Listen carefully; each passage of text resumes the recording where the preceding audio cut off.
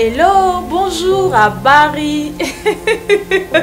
Ouais, toi, mbot na bino ça va le budget ça m'a foti vinde makamanga masiki bandi musale bandi avec ngamoko votre humble servante disait bolingi na kitina masola bien vous aurez des émissions culturelles balobi émissions comme parlons de tout tolobelaka nyonso na kata c'est la femme et ses visions na mbako na bino les femmes entrepreneuses vous aurez des émissions politiques des émissions économiques et des émissions nyonso o bolinga wana ka pona développement mboka.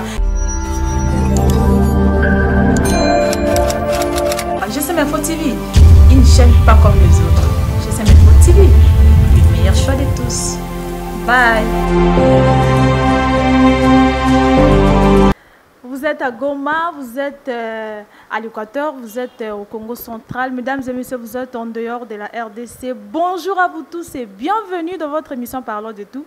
Une émission de proximité, une émission au quotidien. Nous sommes là pour vous, nous sommes là pour vous servir parce que ici, Nakata GSM Info TV, Moussa Namisé Zala informé Bino à temps réel, Moussa Namisé Zala informé Bino Koyusa Bino. Qu'est-ce qui se passe réellement dans notre pays, dans tous les domaines? On parle de la politique, on parle de l'économie. Et aujourd'hui, nous allons parler de la santé. Le domaine très important à ne pas vraiment négliger. Avec le docteur Delphin King, avec lui, nous allons parler de beaucoup de choses. Parce qu'il est ophtalmologue de carrière, ophtalmologie. Bonjour, docteur. Bonjour, mademoiselle. Comment allez-vous? Je vais très bien. Et toi, ça va? Oui, ça va. Ça fait un bail. Hein? Vraiment, ça fait un long temps. Docteur Delphin King, vous êtes un ophtalmologue. Parlez-nous un peu de votre carrière. Où est-ce que vous avez commencé? Est-ce que quelqu'un était venu juste à vous former pendant 2 jours et subitement vous êtes sorti ophtalmologue ou il y a un parcours estudiantin ou par exemple vous étiez à l'école universitaire? Essayez un peu de nous parler de votre carrière. Voilà. Ah, merci beaucoup, mademoiselle Élisée. On commence toujours quelque part. Tout à fait. Dans la vie. Il faut commencer d'abord, pour arriver à faire ce que nous faisons, et il faut passer par l'université, terminer l'université, faire maintenant la spécialité. Donc vous avez fait les universités? Oui, et puis la spécialité, l'ophtalmologie.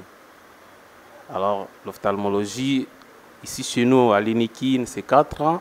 Il y a aussi d'autres écoles d'ophtalmologie, on peut faire 2 ans. Il faut parler même en lingala pour te belé puis on a besoin de comme un le balelo. Le bal à moi lingala va te docteur d'expert. Ah donc tout mélanger. D'accord. Voilà. Bon pour osala ophtalmologue. Partout il faut passer d'abord par l'université. Pour les qui na université. Au sali 6 ans à l'université. Après ok au sali spécialité. Ok, donc ça il a 6 ans de basala DG ti aussi ici. C'est comme ça? Aussi ici 6 ans. Ndé ok au salle spécialité na yo. Ba spécialité ça dépend. Au salle spécialité à 2 ans, au salle spécialité à 4 ans. Oui. Et zappé na ba spécialité mususu ba sala ka ba une année formation accélérée. Bino ba ophtalmologue bo se bazaka vraiment nani parce que il y a beaucoup de personnes ba tuninga ba bi Élysée to kaka ba le ba ophtalmologue bo se bazaka nani spécialité na bino za vraiment nini? Vraiment, mutuna waneza mutuna kitoko penza. Tango zoyoka bazoloba likambo ya ophtalmologie. Ophtalmologie eza likambo o etali lisu. Alors, lisu na malade nango. Ophtalmologie, c'est-à-dire lisu. Eza domaine ezo lakisa makambo ya misu. Lisu o ezo mona bien et puis ezo tangisa lisusu. Lisu oyo eza na malade.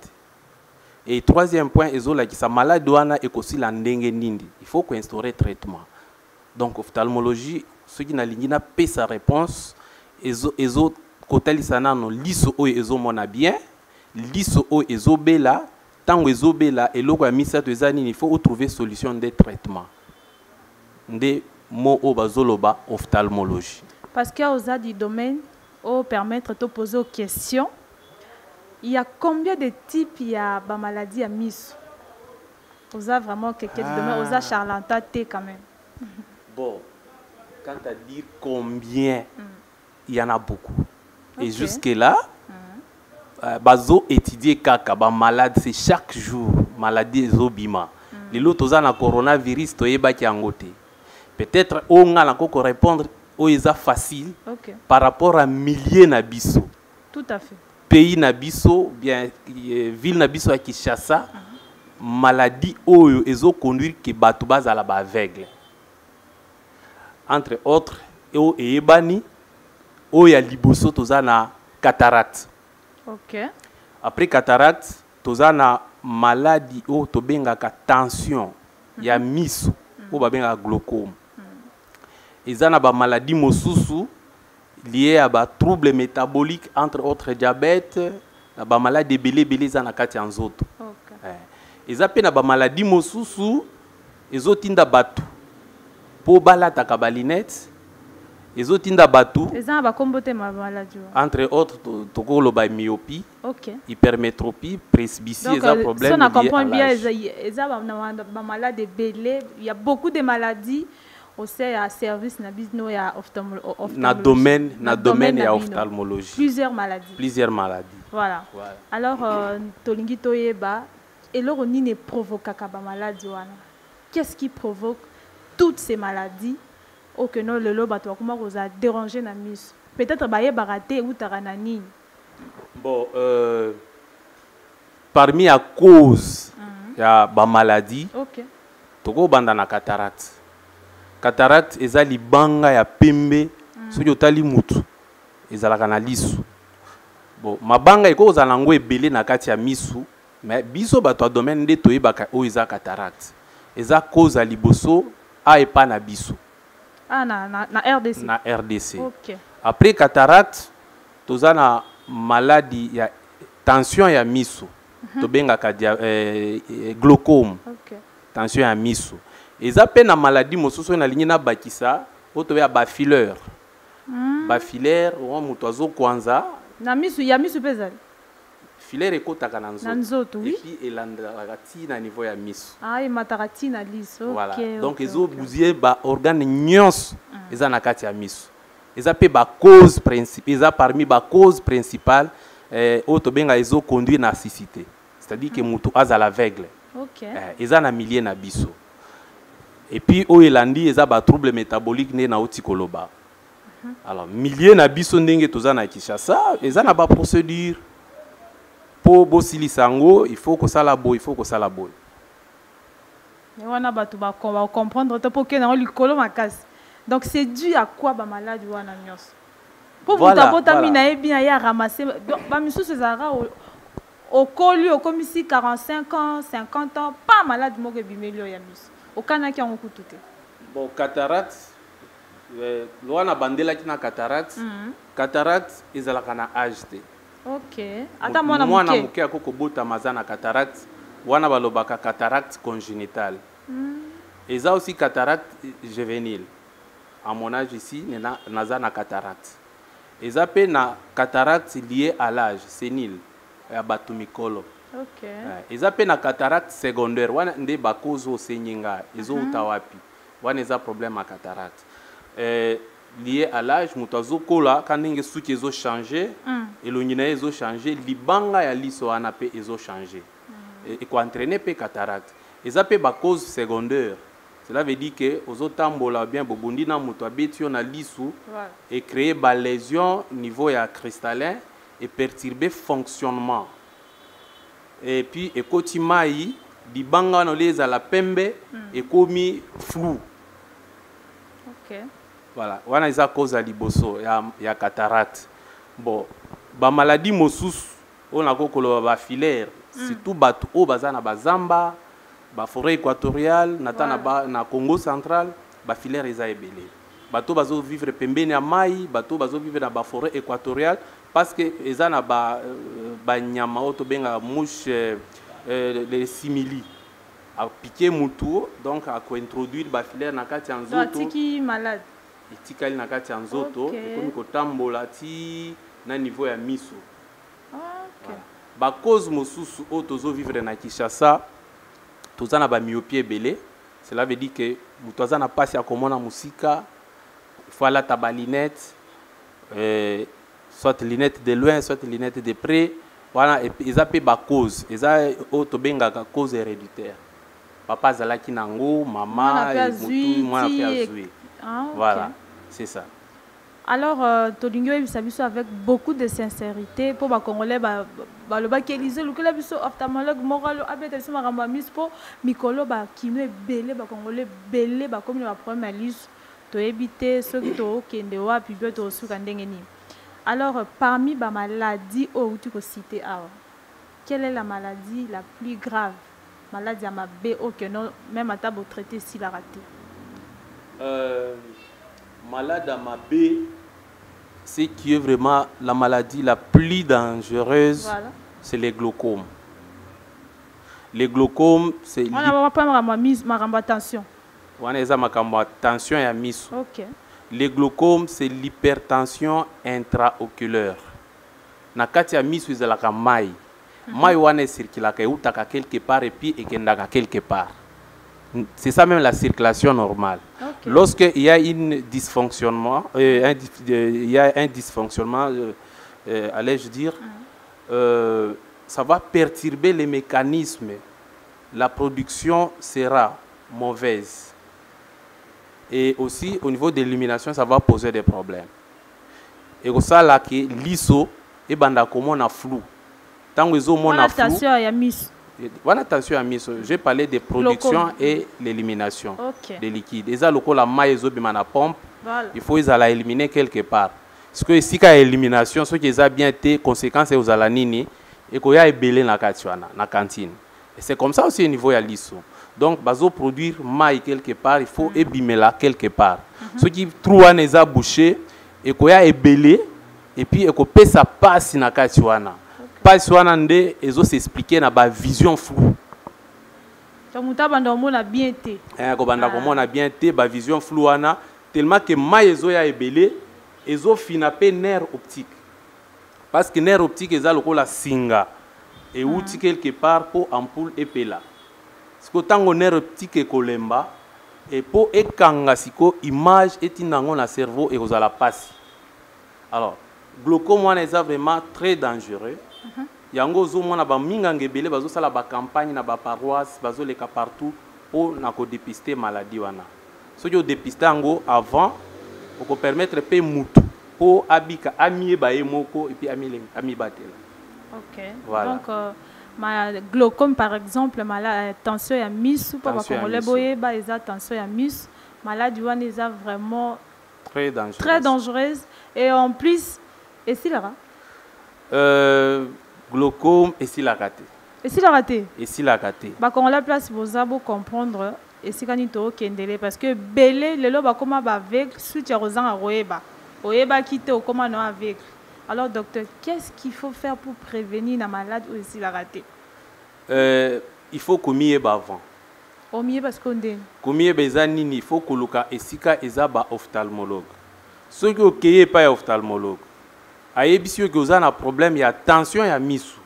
Et ça simple, le gars il faut se soumettre na makambo nyonso ya koyebisa yo. Akoyebisa yo nengoza bo il faut olandela ka kiso zalaka na kisi chaque jour. Zala na kisi o banda ko tia matin soir pour tension ana sala nini e matate. Yango na lobi ke esi la kate et logo to salaka ni to telemisaka progression ya maladie wana. Au côté de sa progression, on a bâti soit la opération pour maïwana et matakate et puis au côté les sous-cité. Avant et comme on a étape mort ya mabe. Avant et comme na stade avancé. OK. Parce que les na stade avancé, ça ne sert à rien ba toucher ango. Ba ko toucher ango te. Tout à fait. Wana ba ko conseiller seulement que mama tiaka ka kisi. Pour nako milengera. So yo toucher angolo ba simba ki liso na non. Malade a déjà avancé, ba tout moso ko créer l'homme comprenne. Je m'excuse de dire ça, voilà, je m'excuse de dire ça mais c'est ce qui nous arrive souvent. OK. Alors, depuis que maman oyo eza ko simba te, ko banda ko chaka kisi, ozo chakisi chaque jour. Maintenant ceux qui andé juste au début, il y a aussi possibilité de passer par la chirurgie, ce qu'on appelle la trabéculoptomie. Va ko créer nzela mwa muke pour Maïwana et Bimaka. Donc, Maïwana est créé embouteillage Mogoboé. On va dire que ça mituk.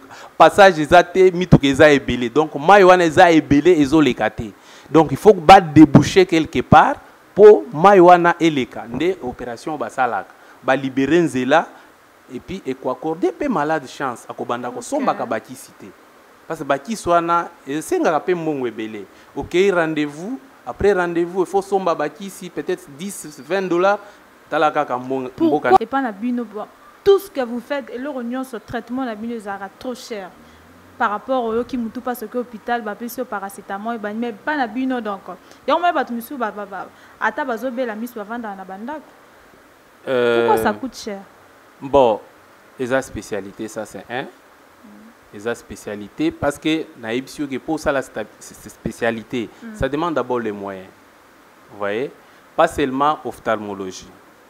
Les lots qui pour se faire consulter en gynécologie, vous n'allez pas payer comme de l'autre côté la généralité. Vous voyez? Même s'il s'agit de se faire consulter en pédiatrie. Vous n'allez pas payer comme la consultation générale. C'est la spécialité, pas seulement en ophtalmologie, même la dentisterie. Ça coûte, c'est une spécialité. Mais pas plus que vous? Non, nous ne sommes pas chers. Vous êtes cher? Oh, et ça va te faire bien, tu vas au hôpital, $100, $200, tu as un bon côté. Écoute, l'air est précieux. Et quand nous travaillons, ça demande les moyens, même les matériels d'ophtalmologie. L'équipement d'ophtalmologie. Ce sont les matériels qui coûtent. Vous voyez. Et ce que nous faisons quelque chose pour accorder l'accessibilité des soins ophtalmologiques à tout le monde. Okay. Vous comprenez? On ne peut pas demander beaucoup d'argent, mais on fait l'accès des soins à tout le monde. Que ce soit, peu importe votre rang social, niveau d'études. Si vous avez un 5 000 francs, vous pouvez vous faire consulter en ophtalmologie. Il y a des campagnes partout là dans des paroisses. On ne demande pas plus de 10 000 francs. C'est 5 000 francs, vous verrez l'ophtalmologue. Oui. Il va vous consulter, il vous donne l'ordonnance. Ce n'est pas si cher. Docteur Delphin, tu profiter parce qu'il y a beaucoup de questions qu'on a posées. Il y a un monsieur Luc Balam, il habite Barré Centre. Il a tout Azalaki, abanda komo na normal. Oui. À un moment donné, abanda rami sou pas si bien à qui hôpital. Quand il est arrivé à l'hôpital, bah ça il les lunettes. À comment là ta lunette parce qu'Azaki n'a problème, il y a vision de loin. Ato ya na musika do amu na bien été. Alors lunettes abanda ko là ta on va vers bah ça là qui est soignant qui est au début et à un moment donné azomo na disouté. Amu na disouté en plus so ka lati lunettes ça les passe, soit l'ongo lunette passe ici. Soit la tika lunette, moutou passe, soit que l'ongo lui passe ici. C'est dû à quoi? Bon, malade ouananga na ebiété, mais à partir de l'explication aux OP Sanga, il faut naïe banane. Après avoir vu ou consulté l'ophtalmologue ou l'opticien, tant abandi kola ta lunette ouana, abanda comment on a bien ou bien oui, abanda comment on a bien à ça il y a 3 ans. Na lunette wana. À ça nango 3 ans. Là c'est normal. Opticien bien ophtalmologue à salaki na yemo sala ya bien. Parce que ça auto bengaka myopie progressive. Tant moto azokola, nous autres ezo changer ba dimension mo ezo changer. Tant ba dimension an ezo changer ba axe, to bien ba axe antéro-postérieur du globe oculaire ezo changer. Parce que moto azo zo masse. Il faut bon ça se comme micro pour ba congolais marambo le besoin très important ba yoka. D'accord. Nalobi ke mutu azokola. Tant mutu azokola, makambo nyonso ezo changer na kati ya nzoto. OK. Na oto bengaka na niveau ya liso axe antéro-postérieur du globe oculaire. Alors, yango pe ezo changer.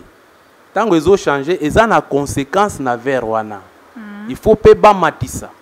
Si ce qui numéro wana ezaki na C, il faut pe ba matisa mwandambo po ekokana. Pour que amonaka bien tango azo tambol. Parce que ceux qui salent déjà 3 ans. Or, il est conseillé chaque fois, donc après 6 mois, il faut au les canards rendez-vous, na contrôle, batala ils ont évolué n'enim. Est-ce qu'ils ont la possibilité de continuer na lunette ou bien au tikango ou bien ils ont la possibilité à tout ajouter ba numéro mossus. Et loko ko yebisa ndeko na biso ezake il faut azonga esika ba consulta ki ye ba bandela ba examen soit bako ko modifier ba correction o azalaki nango ou bien numéro o azalaki nango pour azala na ye à l'aise na lunette na ye. Donc au fur et à mesure mutazo kola il faut changer ka ba vert, c'est ça? Il faut ko changer ba vert. Pourquoi? Il faut ko changer ba vert. Est-ce que ba vert moto ko ke nango pendant 5 ans on changera te? Te ko za la bongo te. Parce que ndengo za boye et lamba o olata na 15 ans ko kolata ngo lelo te. Parce que yo mademoiselle Elise ozokola eza ndenge moko tina ba vert. OK. Tango ozokola ba axe na lobi axe wana nde esalaka image ezoya ezokota na kati ya miso ba fixa ngo quelque part. Okay. Siko axe wana soki ekomi mukuse eza pasi po esimba image tiango de scanango. Donc il faut ko bandela ba pesa numéro moso eza ka lokola tolataka sapato. Sapato ta mwana zokola après 6 mois oko changer. Ozo changer ba numéro ba osale loko standard. Siko boye barande nini que lunette o ba vert o bo pesi mutu et koki ko corriger vision de loin. Il faut que les gars na ba examen. Wana zo conseiller bande na biso o balata kabilata lata. Ya ba lunette. Abimine ngana nzela moni muta bato bateka wana. Lunette nyonso po olata lunette na ba norme. Il faut qu'il n'y ait pas ya ophtalmologue ou bien qu'il n'y ait pas ya opticien.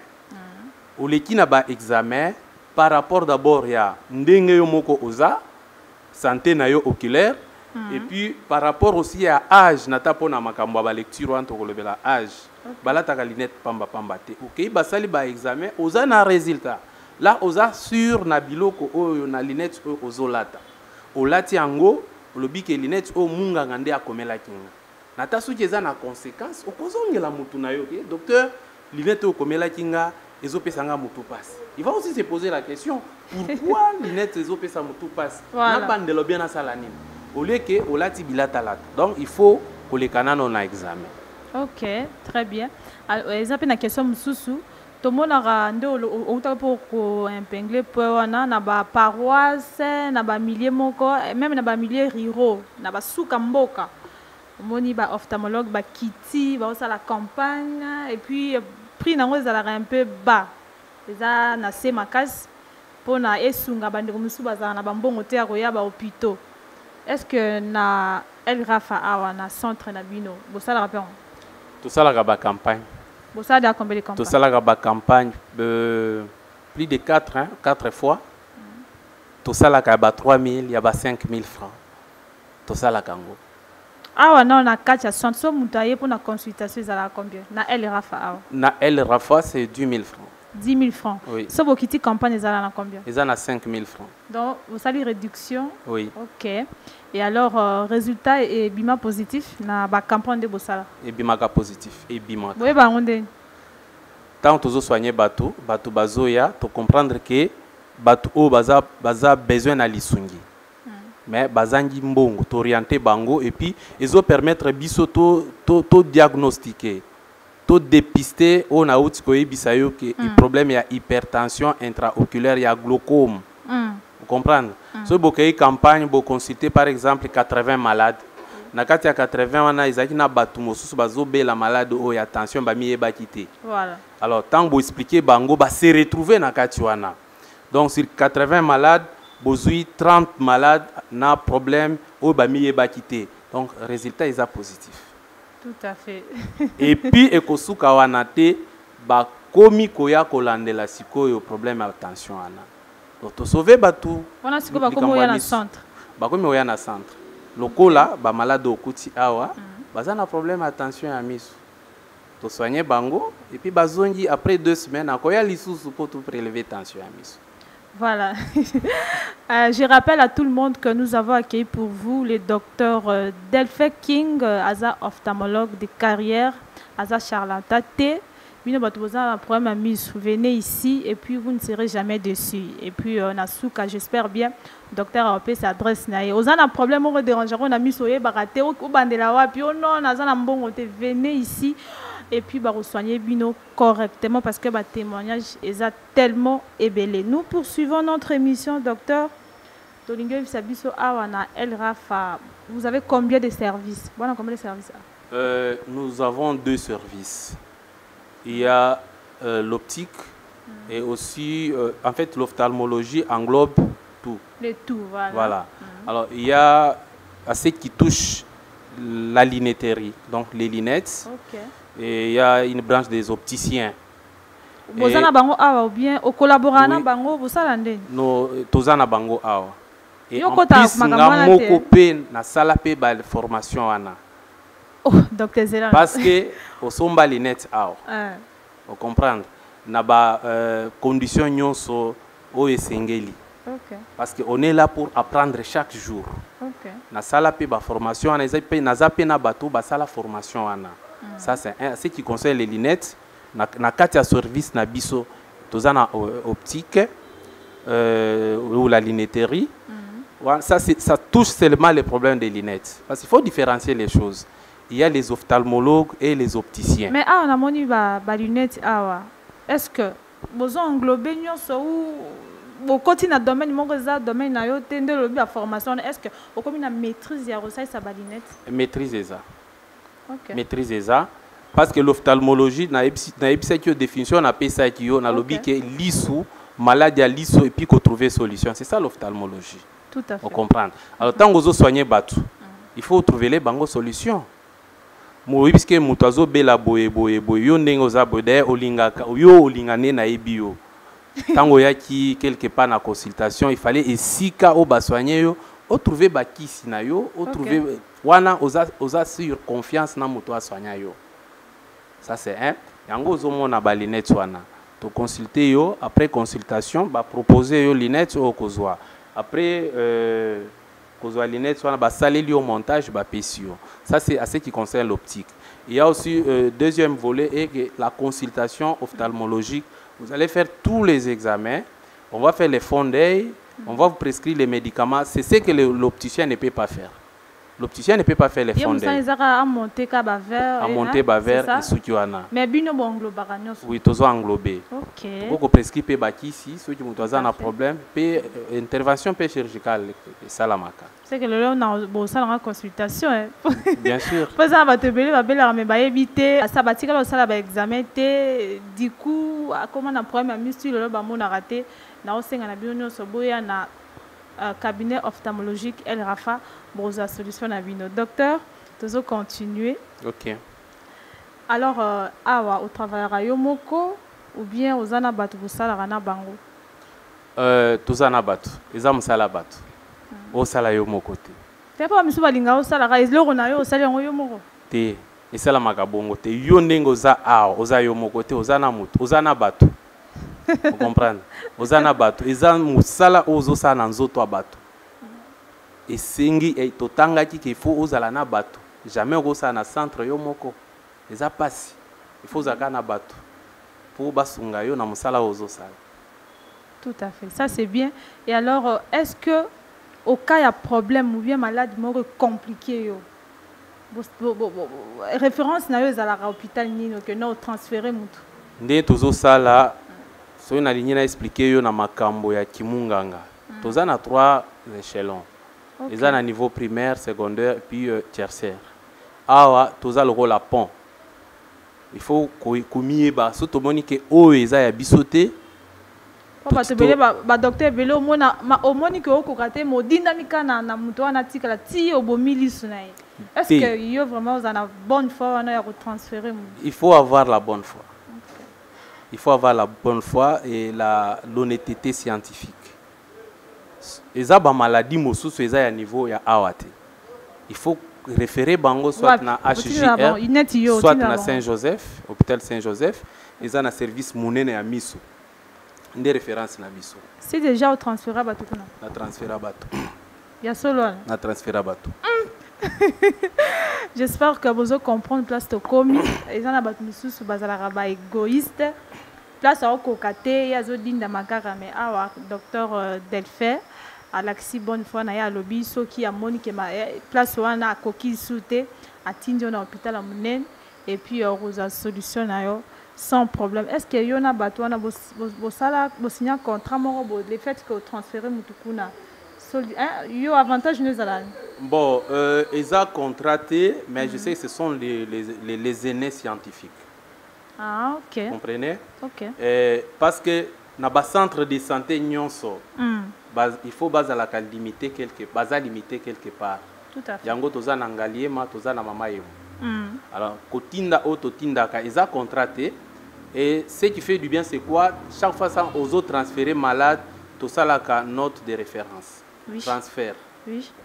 Pour na signifier makambo nyonso o na sali na niveau na biso pour na orienter bango.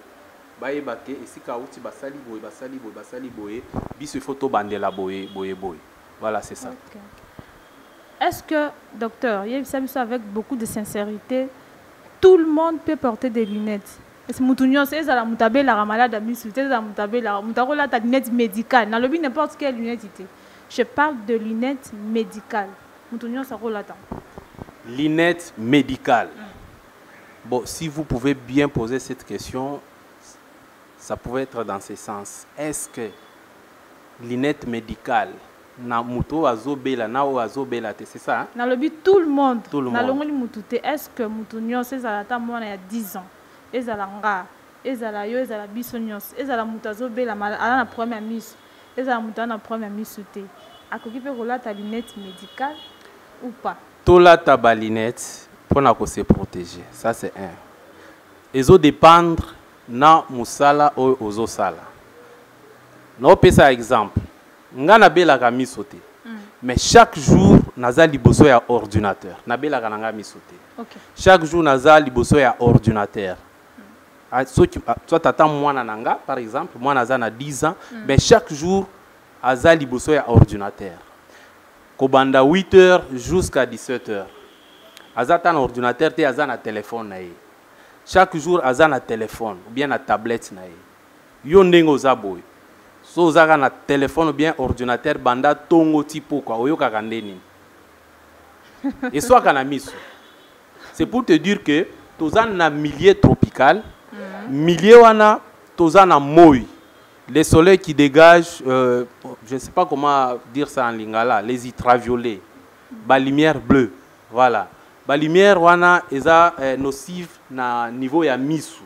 Ezo bebisa miso yango esala so mutu abime obela kana yo miso te, mais moi eza makasi. Okay. Réaction na yo ozala ndeni, il faut ofina miso boy po omona bien. Wana eza ozo se défendre, miso ozo se défendre contre ba lumière wana. Okay. Siko avec le temps, lumière wana tango ezo kota na miso, ezo bebisa auto benga ka ba photorécepteur. Ba cellule wana esala ba captage à image et tinga ngo na cerveau. Avec le temps ezo bebisa ngo et ko créer auto benga ka dégénérescence rétinienne. Wana ezaka ba to domaine nde ba ebi mo wana. Donc ezo bota na kati ya troisième couche ya lisu. Et puis les bébisa baseli wana et comme conséquence et qu'on peut ça trouble de vie de loin et parfois aussi de près. Alors qu'est-ce que nous conseillons aux gens? Il faut porter les lunettes pour se protéger. Wana za na nos sources à liboso.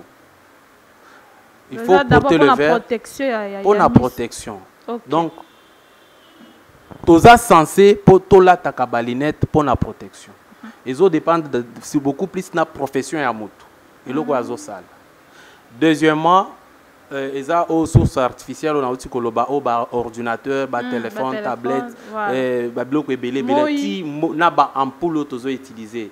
Ils ont dégagé ba lumière bleue. Ba lumière wana ils ont baby samis. Si ko ba verre ning toza na ba verre, chaque verre a son traitement.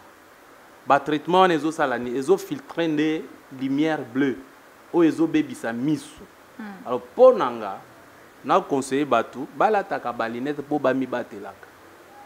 Mabe na biso eza nini soki naza en bonne santé na kolinga nanga kolata linette te na kolinga nanga kokende pa ya munganga te nazozela tango na kobela et puis na beli komi compliqué ndoke pa ya munganga. Quand on pas ya munganga étudier tableau le non c'est un tableau compliqué ezo senga boye o basenyi ngambongo ebele.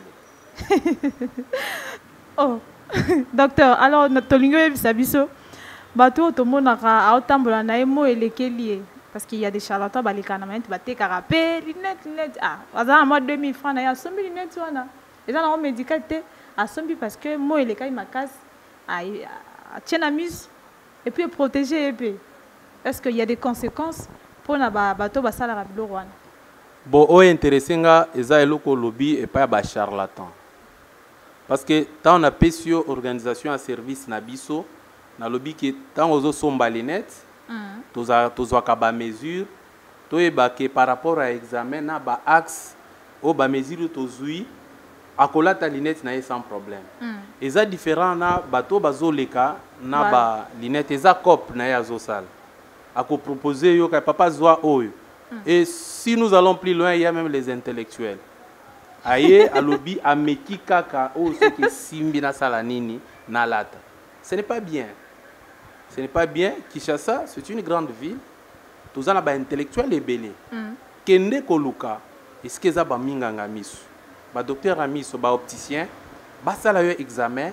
Et puis, ok, si ka bazo zo ba mesure. Pour la talinette à bien. Vous comprenez? On a pu éviter les conséquences. Parce que les lunettes sont les si vous avez un numéro à combattre, vous pouvez ça tout passer. Si vous avez un quitter le col en Negonabiso ou Tikoloba, Élysée, Papa Luc, voilà. Si vous avez un combattre, vous pouvez ça tout passer. Si vous avez un pénassé, vous pouvez ça tout passer.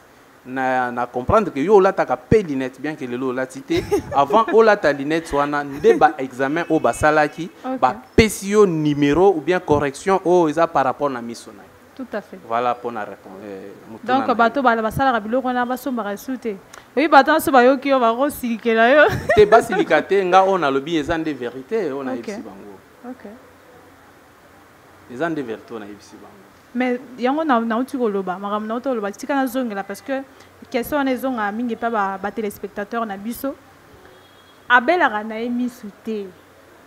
Mais alingi juste par exemple bato basala ba musala ya mabende wana asombi kalineti moko ya nord atie na mise tant musala ese alongoli. Est-ce qu'il y a des conséquences au fur et à mesure bazo continuer ko lata ngo conséquences? Non, eza na conséquence te ba anti soleil ba benga ba anti soleil. OK.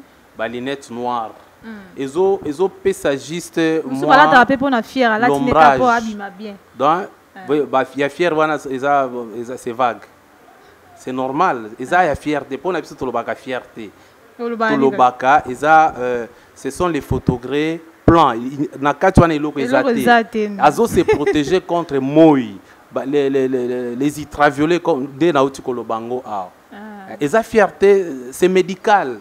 Médical, mais il n'y a aucune correction. Mais il y a des photos photochromiques. Donc une pigmentation qui protège contre les ultraviolets. Donc, ils ont filtré la lumière bleue. Donc, la lumière qui est nocive. Donc, ils ont protégé. Alors, au bas fumé au tozoloba. C'est normal parce que, justeur, lumière ça pose des dégâts au niveau de la rétine avec le temps. Tant que là, tu vois, et puis si moi, Mali, les amis, ils ont protégé.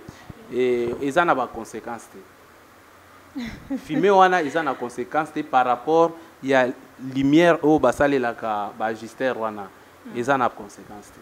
Voilà, wana El Rafa tolingi oyebisa ba téléspectateurs na biso baza en dehors ya RDC batobele babenga baza na Londres baza na Afrique du Sud net Fabrice Mako baza na Afrique du Sud bamiso baza na France ADG Carlos Arolanda biso na El Rafa awa soki eza na bato mususu baya et puis baza solution te aïe au traité simbi pété puis à Kenda na ya tikala pe obikate depuis que vous avez commencé. Il y a ceci hein. Nous sommes honnêtes de ce que nous faisons. Voilà. Je dis bien qu'il y a des échelons. Si je trouve que ça ce n'est pas à notre niveau, le mieux à faire c'est quoi? Et de référer les malades ailleurs. Et si tu viens dans un stade avancé, je ne sais pas comment trouver solution. Si vous venez ici chez nous avec des complications, il faut d'abord corriger ces complications et puis soigner la maladie. Je ne peux pas trouver solution. Mieux vaut prévenir que guérir. C'est ça. Okay. Vous guérissez quelque chose qui est déjà compliqué. Il faut d'abord enlever des complications et puis attaquer la maladie. Alors, je n'ai pas dit que nous sommes au top à 100%. Nous soignons ce qui est, nous faisons ce qui est faisable. Okay. Si ce n'est pas de notre échelon, nous référons les malades d'ailleurs. Alors, ce qui est de notre échelon, nous trouvons bien, je sais qu'à 80%, nous trouvons solution aux problèmes des gens.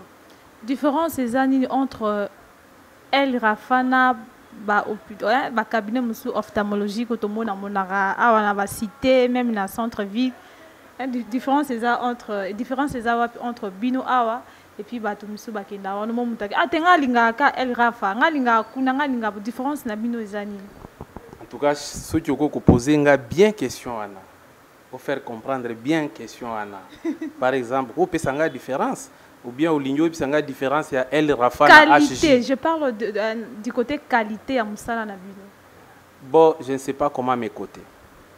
Non, quand même. Oui, parce qu'il est dit que non, il est dit que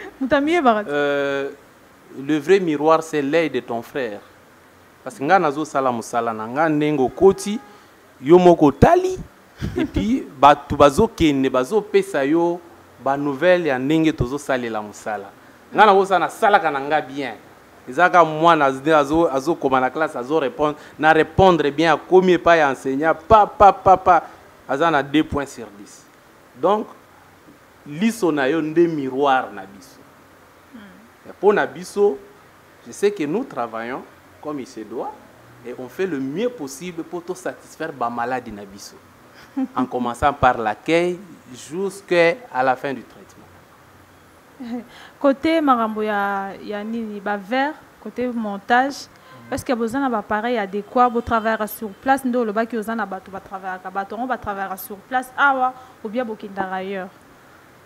Tout travail sur place ba verre, oui. Et puis nous so ba examen tozo sala awa. To sala ka ba examen awa, ce sont des cas to référaka ba to pona ba examen à ba verre. D'abiniment bo sala. To sala ka. OK. Alors ba to belé ba Holanda yo. Balingi yo yebisa bango penza na bosolo soki baye awa neti makambo miso wana toyebi nyonso uti koloba awa ya intéressé bato ebele mutu ko douter na makambo uto bima awa peut-être à la longue ozana ba problème ebele, mais je pense que tout ce que docteur auto loba awa ezo intéressé nga ezo intéressé yo téléspectateurs Holanda biso ezo intéressé biso nyonso. Alors docteur yebisa ba téléspectateurs ba Holanda ngana na minute oyo soki baye na El Rafa o facture bango cherté ba bato belé na yebisa ko bakimaka nde mbongo ezate. Est-ce que yo awa côté budget, côté maramba consultation, côté maramba traitement ezalaka cherté toza cherté. Je dis que bit na biso eza accorder les soins médicaux à tout le monde, l'accessibilité des soins médicaux à tout le monde. Et puis nous sommes en périphérie, on ne peut pas exiger. Avec 2000 francs, on a consultation. Le prix est abordable. Abordable. Nous sommes à la fin de cette émission, mesdames et messieurs. Nous avons que les sous-docteur Delphin, parce que Azam il fallait que l'oba, à l'obi à te, question tellement ébélé sur le bina opposé. En tout cas, tu as la pamba. Question à bino, ceux qui m'a émission intéressé bino. Bon, comme la biso, na ba numéro nyon c'est affiché na bas à écran na bino, bon ça jamais dessus. Et puis docteur a on a à répondre bino. Docteur Delphin peut sa adresse na bino complète. Ba to baye ba po bazo bino ba sala ndenge nini est-ce ozara na centre moko ou bien eza na centre mususu ou bien eza na mutu mo bokopera na ye a tchaka kombo na yo kombo hôpital na El Rafa ou quoi. Merci beaucoup pour ce moment toza na structure moko ao. OK. Mais to coopéra kana ba camarade belé na ba centre belé. Quand na otiko yebisa yo ba référence. Biso toza na DGC Barré. Oui. Toza na DGC en diagonale na station Barré. En diagonale na station Barré sur avenue Mbinza. Avenue Mbinza. Oui. Mbinza 2 Deska toza. Comme la biso kandi to lobby c'est cabinet ophtalmologique El Rafa. Okay. Toza na route Matadi. Juste après ba immeuble TVS Moto, biso toza wana liboso. Donc référence na binoza station Barré. Station Barré. Est-ce que vous avez un numéro de téléphone que non muto pe akoki am mususu adresse zo compliqué à bengi facilement. Tozana numéro de téléphone. C'est ça, bah, téléspectateur. Le numéro Nabiso, c'est 081 54 70 78 7 à la fin. Bandela? Tozana 081 54 70 78 7 à la fin. Voilà, mesdames et messieurs, c'est la fin de cette émission. Alors, avant de boucler complètement l'émission en question, docteur Delphine, a nyonso auto le ba awa, tala caméra, yebisa ba téléspectateur ba Hollanda yo, na nyonso to soli awa, conseil nini aux autres prodigués et pas na banc. Merci beaucoup, papa, maman, boti kolanda biso. Liso ba se kanakana miso te. Liso okoko zanga lokolo zangi loboko mais soki ozana miso okoko se déplacer facilement o sala musala facilement kozanga miso ezopesa ba conséquences na aspect moko ya socio-économique ota mutu azana bana tellement que amonaka te bana wana ba otanga lisusu te soki ozaki na musala o perdre musala wana pona nini pona négligence toza la négligente chaque fois que vous avez un problème na miso bino nyonso baza côté ya mbinza ozone boya na DGC baré bamusu baza na kitambo bandal to yambaka pe na bato alingwa la bato masina mususu baya kotala biso a boya ko se faire consulter ils ont ba consultation ya bien ya miso ba opération ezo salama balinette pe ezali bakisi pe ezali eza service na bino ya bien auto tchele bino awa na DGC barré na El Rafa. Voilà, merci beaucoup. Nous sommes à la fin de cette émission, mesdames, messieurs. Vous étiez là très nombreux en train de nous suivre. Je dis un grand merci à mon manager Francisco da Costa depuis Londres. Tozaki on a pour Nabino, bolinga qui émission on bolela on trop parlant de tout. L'autre le bela qui santé. Lisons le barra politique, le barra éducation, le on a même le santé. Boyoki docteur Delphine, denga paloli marambeta limis. Oh, ça n'a pas de mise déranger. Qu'on se tracasse tout. Venez ici na cabinet ophtalmologique El Rafa Orozala de suite bako soigner très bien. Prévenez ngamoroni nazaki awa. On a prendre mise docteur il m'a déjà non. Et puis le loti n'attend pas bateau et comme ça bateau trop comme ça bateau donc awa maramba jezate awa zane musala docteur Delphine King. Merci d'avoir accepté notre invitation. En tout cas, et puis il y a des questions autres pour te poser parce que déjà que notre commune tout prochainement merci beaucoup. Je vous en prie, merci beaucoup à toi Ortega qui était derrière la caméra. Ortega l'infatigable, l'infatigable parce qu'il ne se fatigue jamais. T'as rendu de Mike Toko, c'est grâce à Ortega. L'infatigable qui était derrière la caméra. Et puis, merci à toi aussi, mon manager Francisco da Costa. GSM Info TV. Abonnez-vous massivement sur votre chaîne et puis vous ne serez jamais déçus. Ah, Marambo, bien Zalara. Ah, Marambo, il y a qui jale le Zalara T. Ah, Marambo, qui t'a sur le terrain. Tola qui si bino Marambo, c'est important. Pona bino, pona bien na bino. Tant que soli, ah, pas te belé. Oh, babande, on comprend Marambo, mi-souté. J'espère que Barozala vraiment éveillé et puis Baroya qu'on se faire consulter pour nabola muka ya ngana yo pour nabola mu ya bisonyoso parce que lis les a organes à vie. Voilà, on se retrouve tout prochainement pour un nouveau numéro toujours na cadre ya émission la Mino Bolingami, GSM émission la Mino Bolingami parlons de tout na kata GSM Info Télévision, une chaîne pas comme les autres, une chaîne de référence. Au revoir. Toc toc toc toc, hello, bonjour à Barry. Ouais toi ou mbot na bien ça va le budget ça m'a faut TV de makamanga basiki bandi musale bandi avec ngamoko votre humble servante disait bolingi na kiti na masola bien vous aurez des émissions culturelles balobi émission comme parlons de tout tolobi la réunion son attaque c'est la femme et ses visions na ba pona bino les femmes entrepreneuses vous aurez des émissions politiques des émissions économiques et des émissions nyonso o bolinga wana ka pona développement mboka. GSM Info TV, une chaîne pas comme les autres. GSM Info TV, le meilleur choix de tous. Bye.